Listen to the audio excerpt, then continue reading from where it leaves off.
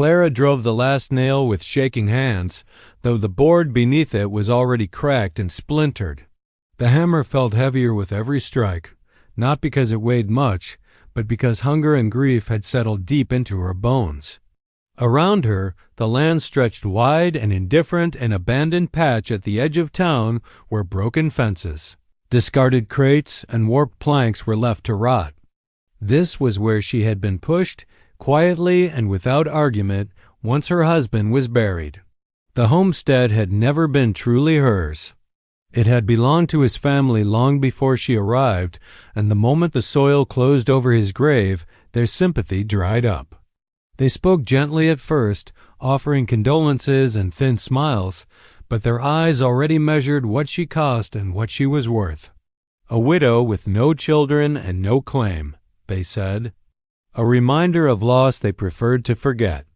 By the end of the week, Clara was gone, her few belongings wrapped in a faded shawl, her future reduced to what she could carry. Now she stood among ruins, building something that barely deserved the name shelter.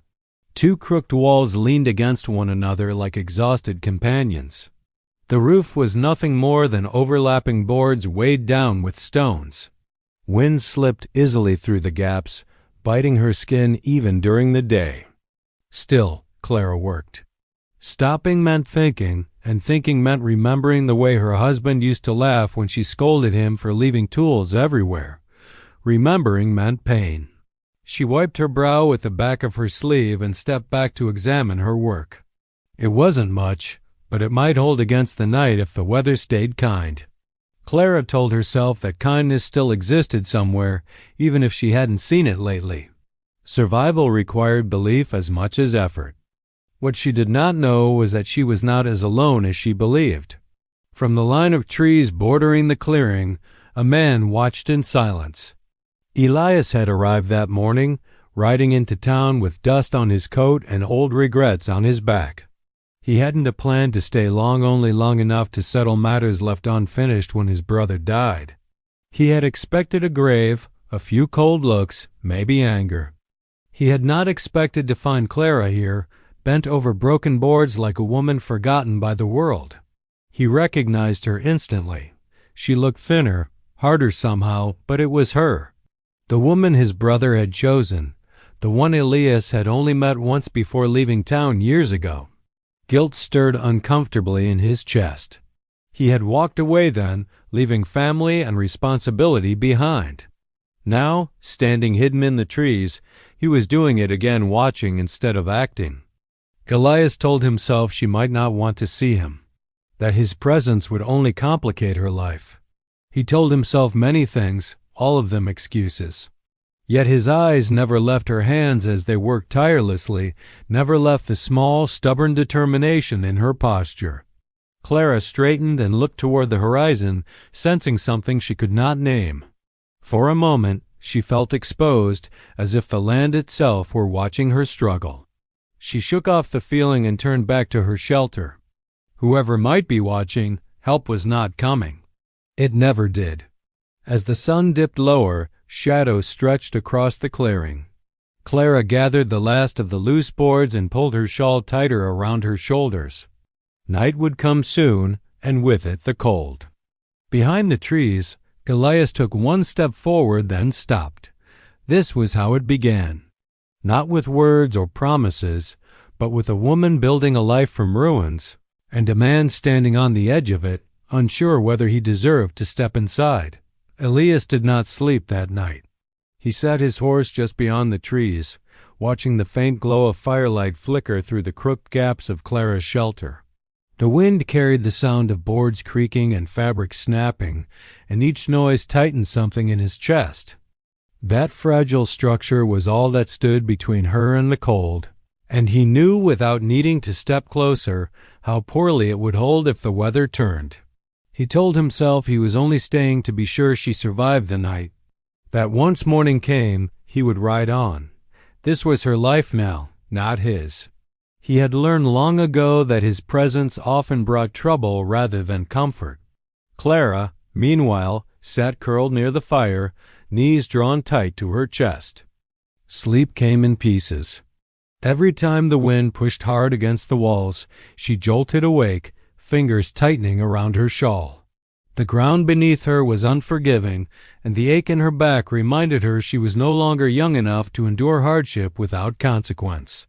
Still, she said nothing to the darkness, to the memory of her husband, or to the ache inside her heart. Complaining had never changed anything. At dawn, Elias watched her emerge, stiff and pale, yet already scanning the ground for usable scraps. She moved like someone accustomed to being overlooked, careful not to draw attention, careful not to hope. He recognized that posture too well. It was the same one he'd worn the day he left town years ago, turning his back on responsibility because it felt easier than staying and failing. As Clara worked, Elias remembered his brother's voice, steady, kind, always trying to hold the family together. He remembered the argument that had driven him away, words thrown like knives, pride standing in the way of reconciliation. He had meant to return. Life, however, had stretched forward without him, and now his brother was dead, and the woman he loved was building shelter from scraps.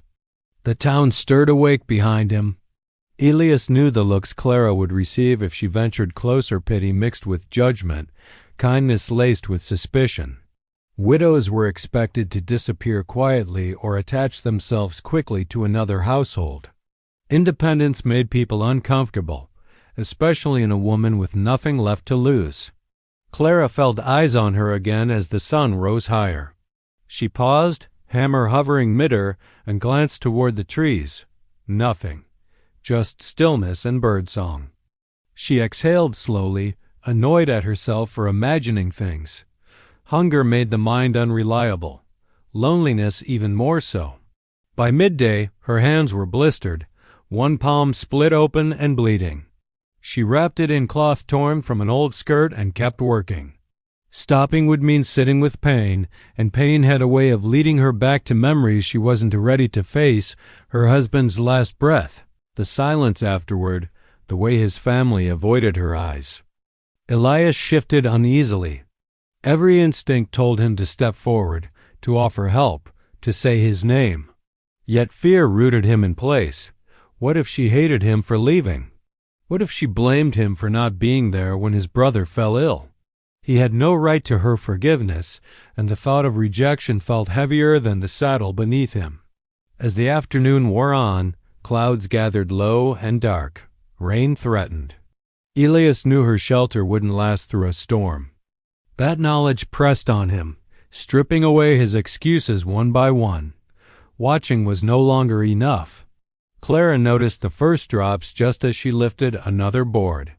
Rain spattered the dirt at her feet, slow at first, then faster. She looked up, jaw set, preparing herself for another night of cold and damp. Behind the trees, Elias finally took a step forward. This time he didn't stop. The distance between them was closing, whether either of them was ready or not.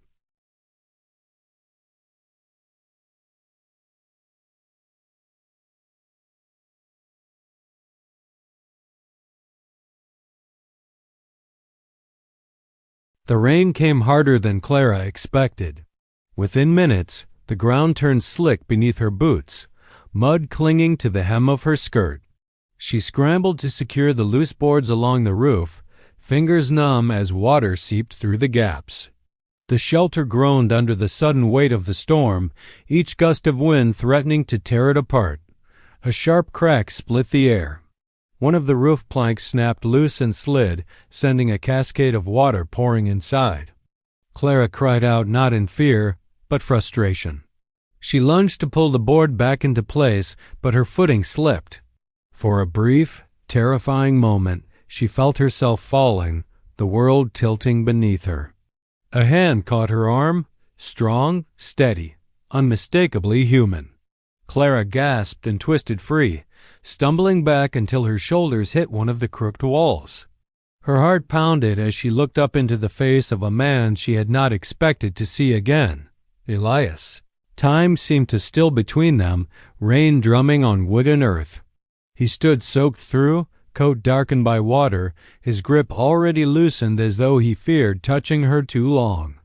His eyes searched her face, filled with something she couldn't immediately name, guilt, concern, regret, all tangled together. "What are you doing here?" Clara demanded. Her voice shook despite her effort to sound steady. She folded her arms tightly across her chest, not just against the cold, but against him. Elias stepped back, giving her space. "I came back to settle my brother's affairs," he said quietly. "I didn't know you were here." "That's convenient," she replied, bitterness slipping through before she could stop it. "No one ever knows where I am until I'm in the way."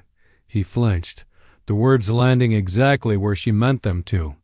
Rain plastered his hair to his forehead, and for a moment he looked as worn and weathered as the shelter itself.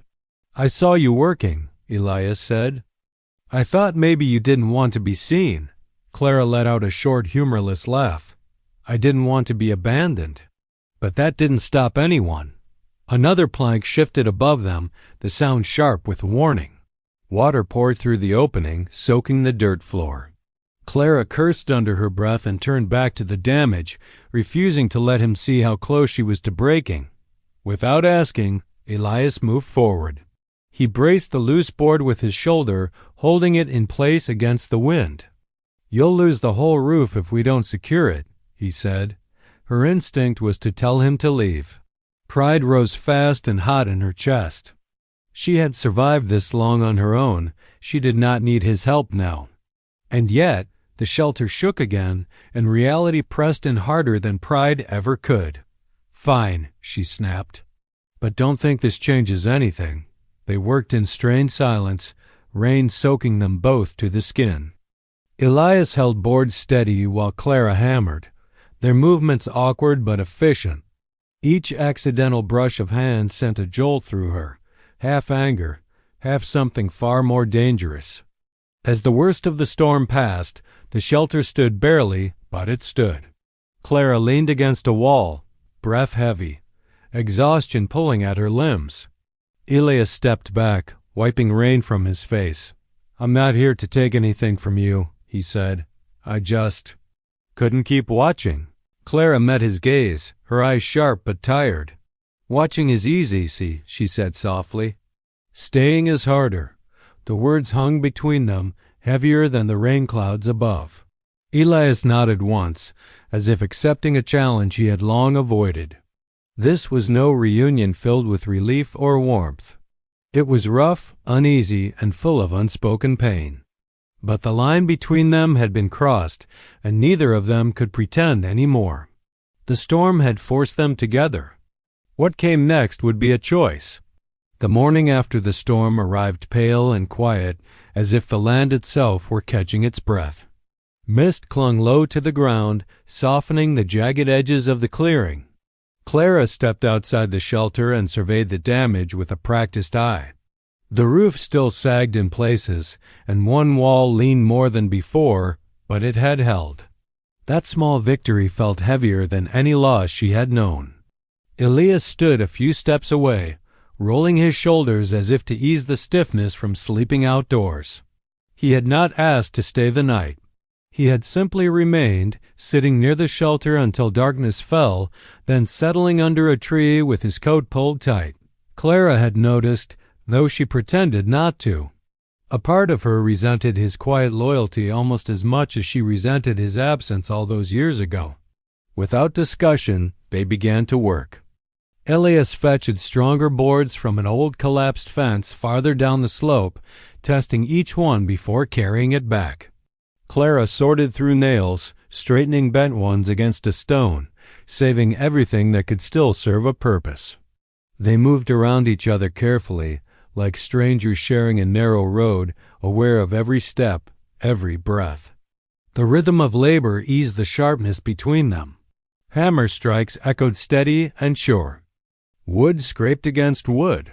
Silence settled, not uncomfortable, but weighted, full of things neither of them knew how to say. As they worked, Clara found her thoughts drifting despite her efforts.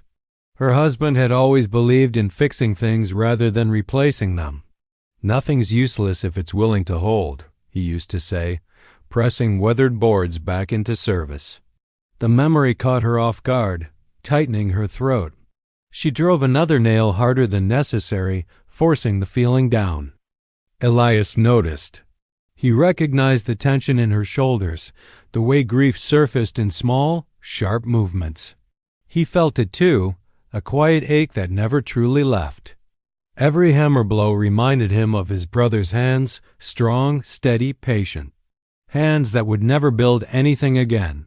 At midday, they paused. Elias handed Clara a piece of bread from his pack without comment. She hesitated, pride flaring, then accepted it. Hunger won quickly. They ate in silence, sitting on opposite sides of the shelter, staring out at the open land. He used to do things like this, Clara said suddenly, her voice barely above a whisper. Fix broken places. Said it made him feel useful. Elias nodded, eyes on the horizon. He hated waste, he replied. People included. The words settled between them, honest and aching. For the first time, Clara felt the weight of Elias's loss, not as an abstract grief, but as something real and personal. He hadn't just lost a brother. He had lost the chance to make things right. They worked again through the afternoon, more naturally now. Elias showed her a way to brace the weak wall using angled supports. Clara adjusted the roof slant so rain would run off instead of pooling. Their shelter began to look less like a pile of refuse and more like something intentional. As the sun dipped lower, the work slowed. The structure stood straighter, stronger. Not perfect, but dependable. Clara wiped her hands on her skirt and stepped back. It'll hold better now, she said. Elias nodded. You did most of it, she shook her head. Not today. They shared a glance, brief, cautious, but different from before. Something unspoken passed between them, an understanding forged not by words, but by shared effort and shared pain. Grief still lived there, heavy and unresolved. But it no longer stood alone. Between broken boards and careful hands, something else had begun to take shape, quiet, fragile, and real. The shelter was stronger. So were they.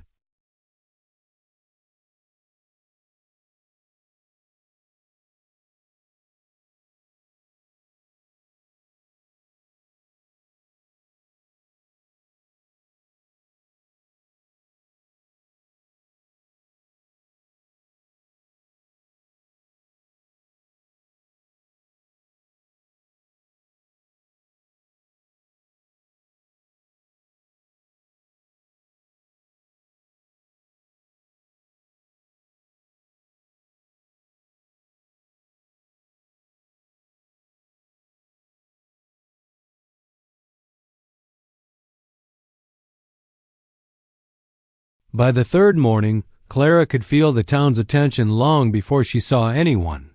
It settled over the clearing like a chill, subtle but unmistakable. The road that curved past the edge of the land carried more traffic than usual slow-moving wagons, riders who lingered a moment too long before moving on. Eyes turned, voices lowered.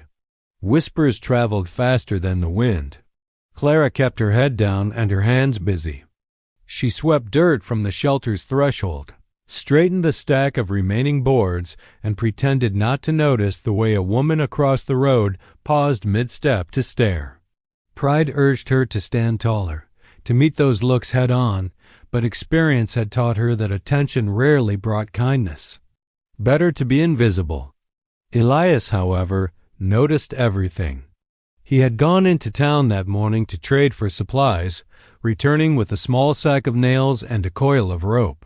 The tension in the air was impossible to miss. Conversation stopped when he passed.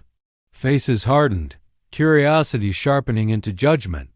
By the time he reached the clearing, he understood exactly what was being said. The widow hadn't stayed in her place. The brother hadn't left when he should have. You should be careful, Clara said when he returned, her voice low. They'll talk. They always do. Elias set the supplies down with more force than necessary. Let them. It's not that simple, she replied. They don't lose anything by talking. I do. Her words struck deeper than she intended. Clara knew how fragile her standing was. Any hint of impropriety, any suggestion that she was dependent on a man again, could erase what little dignity she had managed to preserve. People were quick to decide what a woman like her deserved, and just as quick to act on it. Later that afternoon, the whispers took shape. A pair of men approached under the guise of friendliness, hats tipped, smiles thin. "Didn't expect to see you back, Elias," one of them said. "Especially here." Clara felt her stomach tighten. She stayed silent, standing just behind Elias, aware of how that alone might look. "I go where I please," Elias replied evenly. The other man's eyes flicked toward Clara. "Looks like she's found help fast enough." That was enough. Elias stepped forward, his voice calm but firm. "She didn't find anything," I offered. "There's a difference. And whose business is it?" The man pressed. "Mine," Elias said without hesitation, "and hers. No one else's." The men exchanged glances, muttered something under their breath, and moved on. But the damage lingered, thick in the air. Clara turned away, anger and fear tangling inside her. "You shouldn't have said anything," she snapped. "Now they'll be worse." Elias faced her. "I wouldn't let them tear you down just because it's easier than minding their own lives." She laughed bitterly. "You can leave." "I can't." The truth of that settled heavily between them. Elias realized then that his presence was not neutral. It shielded her in one way while endangering her in another. The town would judge her more harshly than it ever judged him. That night, Clara barely slept. Every sound felt like accusation. She imagined doors closing, opportunities vanishing, faces turning colder. Survival wasn't just about shelter and food, it was about being tolerated. At dawn, Elias stood at the edge of the clearing, watching the town wake. For the first time, he felt something shift inside him, not guilt or regret, but resolve. If staying meant standing against whispers, then he would stay. If protecting Clara meant becoming the subject of talk himself, so be it. The town could whisper all it wanted. He was done walking away. The night settled in slow and heavy, the kind that pressed close and left no room to hide from one's thoughts. Elias built the fire just beyond the shelter, arranging the stones carefully, deliberately. Clara watched from the doorway, arms wrapped around herself, uncertain whether she was guarding her warmth or her heart. The flames caught quickly, casting a soft glow over the clearing. Shadows stretched and shifted, bending the world into something quieter, more honest. The town's whispers felt distant here, unable to cross the ring of firelight. They ate in silence against simple food, shared without ceremony. The crackle of burning wood filled the space where words hesitated. "I should have been there," Elias said suddenly. Clara looked up, startled. His gaze remained fixed on the fire, jaw tight. "When my brother fell ill," he continued, voice low, "I was gone. Chasing work, chasing excuses. By the time I heard, it was already too late." Clara swallowed. She had never heard anyone in his family speak so plainly about that time. "He waited," she said softly, "not for help. For you." The words were not an accusation. They were a truth, and Elias flinched all the same. "I was afraid," he admitted. "Afraid I'd come back and fail him. Afraid I wasn't the man he thought I was." Clara stared into the fire, watching a log collapse into glowing embers. "Fear doesn't disappear when you run," she said. "It just learns to follow quietly." He nodded. "I see that now." For a long moment, only the fire spoke. Then Clara drew a breath she felt all the way to her chest. "They took everything from me," she said. Not with cruelty, with smiles. With reasons that sounded reasonable enough, no one argued. By the time I realized I was alone, there was nothing left to hold on to. Elias turned to her then, truly looking. "You shouldn't have had to face that." "But I did," she replied. "And every day I wake up wondering if I'll simply disappear one day. If anyone would notice. The confession cracked something open between them. "You matter," Elias said quietly. "I see you." The words were simple, but they landed with surprising weight. Clara's eyes burned, and she looked away quickly, ashamed of the tears threatening to fall. "I don't want charity," she said. "I won't survive it." "This isn't charity," Elias replied. "It's choice." "I'm choosing to stay." She studied his face, searching for doubt, obligation, or pity. She found none, only resolve. "Staying means consequences," she warned. "For both of us." "I know." The fire popped, sending sparks briefly into the air. Clara extended her hands toward the warmth, palms trembling. "I loved him," she said, "with everything I had." "I know," Elias answered. "That's why I'm here, not to replace him." "Never that." "But because what we lost shouldn't destroy what's left." Clara closed her eyes. For the first time since her husband's death, grief didn't feel like a solitary burden. It was shared now, acknowledged rather than ignored. When the fire burned low, neither of them moved to leave.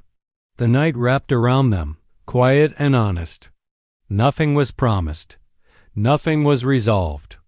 But in the firelight, truths had been spoken, and once spoken, they could not be taken back. Something fragile but real had taken root, glowing softly against the dark.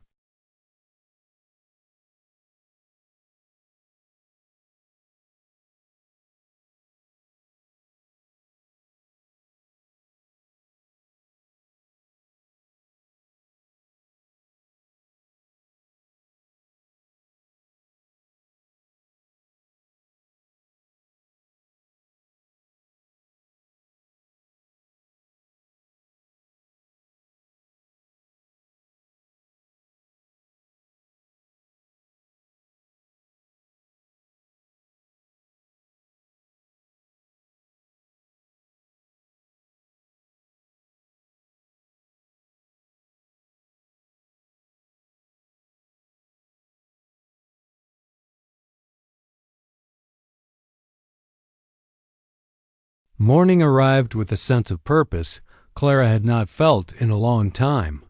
The air was crisp, the sky clear, and the land seemed if only slightly more forgiving. She stepped outside the shelter and studied it anew, not as a temporary refuge, but as something that might become more. Elias was already awake, splitting a length of wood with steady, practiced movements. He looked up as she approached, offering a small nod. No awkwardness lingered from the night before, only a quiet understanding that something had shifted. "We can do better than this," he said, gesturing to the shelter. "Not grand. Just solid." Clara hesitated. Hope was a dangerous thing. It asked for belief, and belief had failed her before. Still, she nodded. "If it's built to last." They set to work with renewed intent. Elias measured and reinforced the frame, replacing warped boards with sturdier ones he hauled in from town. Clara organized materials, repurposing everything she could salvage: old hinges, scraps of tin, lengths of rope. Waste had no place here. As the structure grew stronger, so did Clara's sense of ownership. This wasn't something given to her. It was something she was shaping with her own hands. By midday, the shelter no longer leaned. The roof angled cleanly, guiding rain away instead of inviting it in. Elias crafted a proper door from planks cut to fit, fitting it with a simple latch. When he stepped back, sweat streaking his brow, the pride in his expression surprised her. "It looks like a home," she said before she could stop herself. Elias smiled faintly. "It is." The word settled warmly in her chest. People from town passed by, some openly watching now. A few still whispered, but others paused longer, curiosity softening into something closer to respect. Hard work was a language everyone understood, even when they disagreed with the story behind it. That afternoon, a woman Clara barely knew approached with a basket of apples, setting it down without a word before walking away. Clara stared after her, stunned. Elias said nothing, allowing the moment to belong to Clara alone. Inside, the cabin smelled of fresh wood and earth. Sunlight filtered through a small window Elias had cut into the wall, illuminating the rough floor. It was modest, imperfect, but it was real. Clara ran her fingers along the wall, feeling the grain beneath her skin. "I never thought I'd have this again," she murmured. "You built it," Elias replied. "Don't forget that." As evening approached, Clara lit a small fire inside for the first time. Smoke curled upward and escaped cleanly through a simple vent Elias had fashioned. The warmth filled the space quickly, settling deep into her bones. She sat on the edge of the crude bed they'd made from straw and blankets, watching the flames dance. For the first time since her husband's death, the future didn't feel like an empty stretch of days to endure. It felt like something she might step into. Elias lingered at the doorway, uncertain. "I can stay nearby," he offered. "If you want," Clara met his gaze. "Stay," she said simply. He nodded, relief flickering across his face. As night fell, the cabin stood firm against the dark.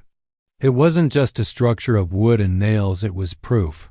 Proof that loss didn't have the final word. Proof that two broken paths could run alongside each other without erasing the past. A new home had risen, and with it, the quiet beginning of a new life.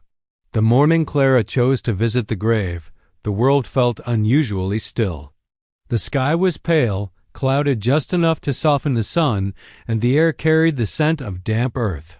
She dressed carefully, smoothing her worn skirt and tying her hair back as she used to when her husband was alive, not out of habit, but out of respect. Elias waited outside the cabin, hat in hand. He did not ask where she was going. He already knew. They walked together along the narrow path that led beyond town, past fields beginning to green with new growth. The cemetery lay quiet, tucked against a rise where the wind moved gently through the grass. Clara slowed as the grave came into view, her steps heavy despite the calm around her. She stopped a few feet away. For weeks, she had avoided this place, afraid of what it would demand of her. Grief had kept her rooted in survival, in the immediate and the practical. But now that her days held something more than endurance, the weight of unfinished goodbyes pressed forward. Elias remained back, giving her space. He knelt near the grave, lowering his head, his shoulders tense. This was his reckoning too. Clara stepped closer and knelt, fingers brushing the cool stone. "I was angry," she said quietly, "not at you, at the world. At everyone who kept moving when you couldn't." Her voice did not break. It surprised her. "I tried to be strong," she continued. "But strength feels different when you're alone. It becomes something sharp. Something that cuts." She closed her eyes, remembering laughter, shared meals, ordinary days that once felt small and now felt immeasurable. "I'm not leaving you behind," she whispered. "I'm carrying you forward, just differently." Behind her, Elias spoke for the first time. "I should have come back sooner," he said, voice rough. "I don't expect forgiveness. I just want you to know I loved you too."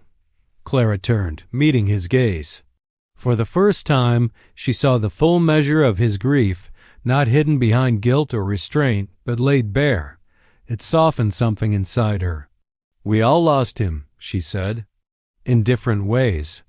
They stood together then, side by side, the silence no longer heavy but shared. The past did not disappear. It settled, found its proper place. On the walk back, the land felt changed. Not brighter, not easier, but open.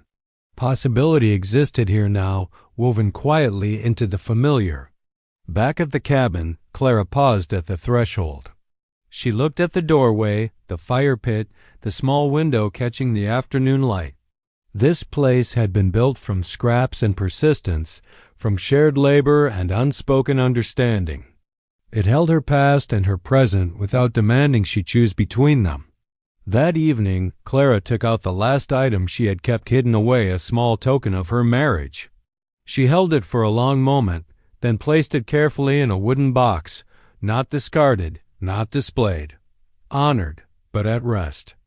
Elias watched from across the room, saying nothing. "I'm ready," Clara said at last. Not to him, but to herself. Elias nodded, understanding. "So am I." As night fell, the cabin glowed warmly against the dark. The wind passed through the trees, carrying away the weight of what had been, leaving space for what might still come. The past no longer held them still. They had let it go together.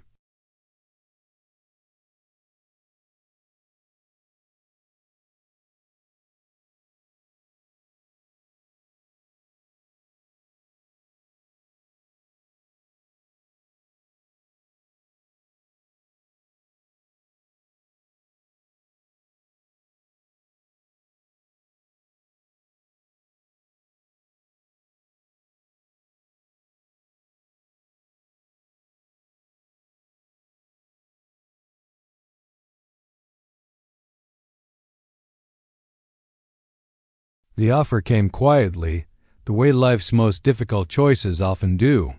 A rider from the neighboring territories stopped at the edge of the clearing one afternoon, dust-coated and tired. He spoke to Elias first, voice low but clear enough for Clara to hear. There was work opening up farther west, steady pay, long-term. The kind of opportunity Elias had chased for years, the kind that promised distance and escape. Clara felt the old fear stir immediately.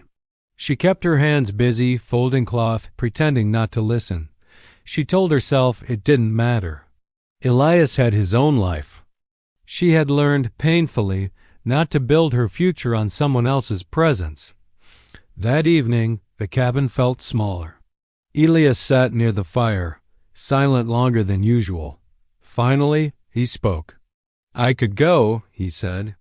"It would be easy, familiar." Clara nodded, eyes on the flames. "You always were good at leaving." He didn't argue. "I don't want to be that man anymore." She looked at him then, really looked. The lines in his face told a different story than the man who once rode away without looking back. This Elias carried his choices openly. "You don't owe me anything," she said carefully. "Staying shouldn't be a sacrifice." "It isn't," he replied. "That's what frightens me." He stood and paced the narrow room, then stopped in front of her. "I've spent my life believing freedom meant movement. But standing here, building something that doesn't to disappear overnight, I finally understand what my brother tried to teach me." Clara's chest tightened. "And if you stay," she asked, "what happens to us?" Elias met her gaze. "Then I stay fully, no half promises." No watching from the trees. The honesty in his voice left no room for illusion. This was not a gesture born of guilt or duty. It was a choice. Clara rose slowly. "I won't be a replacement for what you lost," she said. "And I won't live in anyone's shadow." "I wouldn't ask you to," he said. "I don't want a past filled in. I want a future built, silent, settled, thick with possibility." Outside, the wind shifted, brushing against the cabin walls they had raised together. Clara thought of the broken boards, the whispered judgments, the nights spent believing survival was the best she could hope for. She thought of mornings that now began with purpose. "I choose you," she said quietly. "But only if you're choosing me, not because you're afraid to leave." Elias stepped closer, careful, as if approaching something sacred. "I choose you," he said, "because staying is the bravest thing I've ever done." They did not rush the moment. No sudden declarations, no grand gestures. Just a shared breath, a shared understanding. Later, Elias told the rider he would not be coming. The man shrugged and rode on, carrying the opportunity away with him. Clara watched until the dust settled, half expecting regret to follow. It didn't. That night, they sat together on the cabin steps, shoulder to shoulder. The stars stretched wide above them, indifferent and eternal. For once, that vastness did not feel lonely. They had chosen each other not to erase what had been lost, but to honor it by living fully. And for the first time, the future felt like something they were walking toward together. Part 10. From Broken Boards to Strong Foundations, 600 Words. the change did not arrive all at once. It came quietly, settling into the days the way sunlight slowly fills a room. Clara woke early now, not out of fear or necessity, but anticipation. Mornings carried purpose instead of dread. She tended a small patch of ground beside the cabin, turning soil with care, planting what little she could spare. Ilias repaired fences for neighboring farms, earning honest coin, returning each evening with dust on his boots and steadiness in his step. The cabin changed too. Elias reinforced the foundation with stone, lifting the structure just enough to keep dampness from creeping in. Clara stitched curtains from salvaged fabric, softening the rough interior. Together, they built shelves, a proper table, a place for everything they needed and room for things they didn't yet have. Word spread, but the whispers shifted tone. People greeted Clara now, not warmly, not always, but respectfully. She was no longer something pitied or discussed behind closed doors. She was visible, present, rooted. One afternoon, as they worked side by side mending the doorframe, Clara paused and rested her hand against the wood. "I used to think this was just a place to survive," she said. "Something temporary," Elias smiled faintly. "Turns out the strongest things start that way." She met his gaze, understanding what he meant. They had both arrived here broken in different ways, pieces salvaged, not whole, but willing. As autumn deepened, the cabin held firm against colder nights. Firelight warmed the walls. Laughter, soft at first, cautious, found its way back into the space. It startled Clara every time it escaped her, as if joy were something she had to relearn. One evening, Elias placed a simple ring on the table between them. No ceremony, no audience. "I'm not asking to replace anything you've lost," he said. "Only to build what comes next together, if you'll have me." Clara's throat tightened. She thought of the woman she had been hammering broken boards in the dirt, believing survival was the highest goal left to her. She placed her hand over his. "I already chose you," she said. "This just gives it a name." They did not rush the future. They let it grow the same way they had built everything else, with patience, honesty, and work.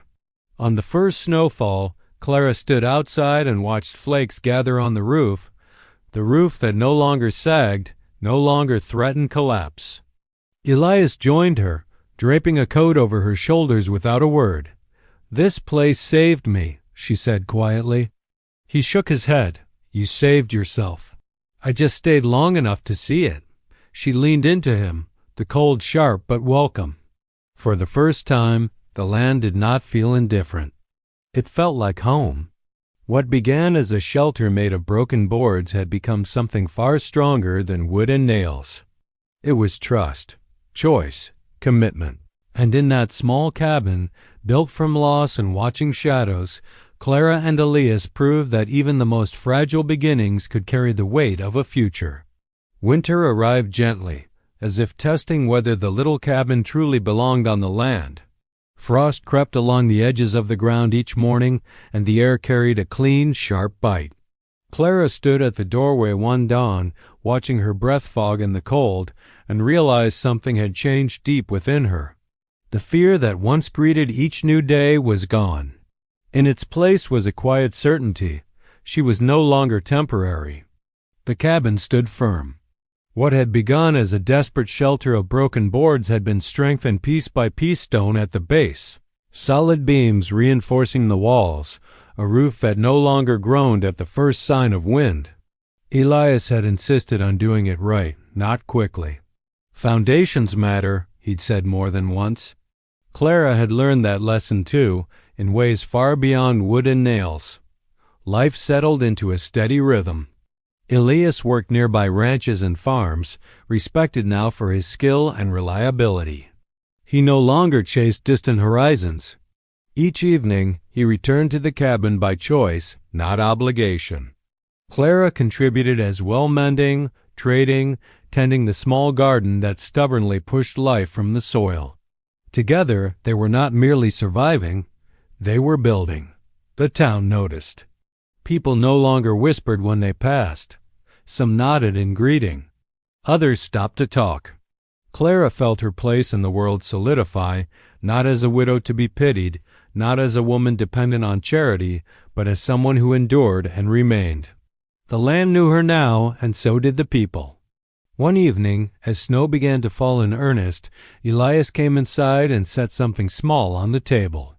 A simple ring, plain and honest, catching the firelight. "I won't ask you to forget," he said quietly. "And I won't pretend we weren't shaped by what we lost." Clara touched the ring